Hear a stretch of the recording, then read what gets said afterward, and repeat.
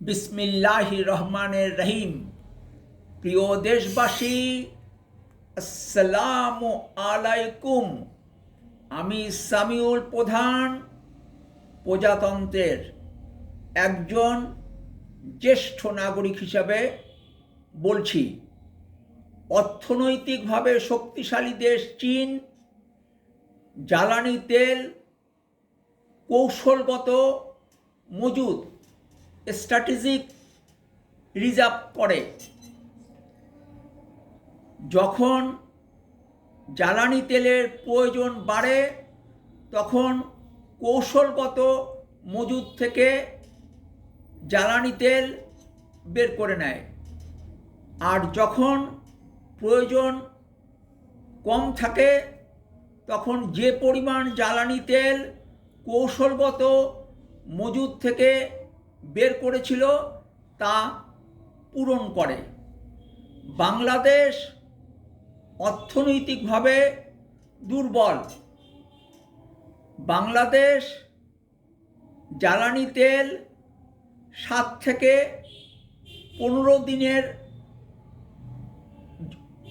জন্যে চলতি মজুদ রাখে। চলতি মজুদ শেষ হওয়ার আগেই পরবর্তী চালান আসে, ফলে এতদিন বাংলাদেশের কোনো সমস্যা হয়নি। মার্কিন, ইসরায়েল ও ইরান যুদ্ধে জ্বালানি তেলের সরবরাহ বিঘ্নিত হতে পারে এবং পরবর্তী চালান নাও আসতে পারে। এ ভীতি থেকে অনেকেই জ্বালানি তেল আতঙ্কিত ক্রয়, প্যানিক বাইং ও ব্যক্তিগত মজুদ ইন্ডিভিজুয়াল হোর্ডিং করছে।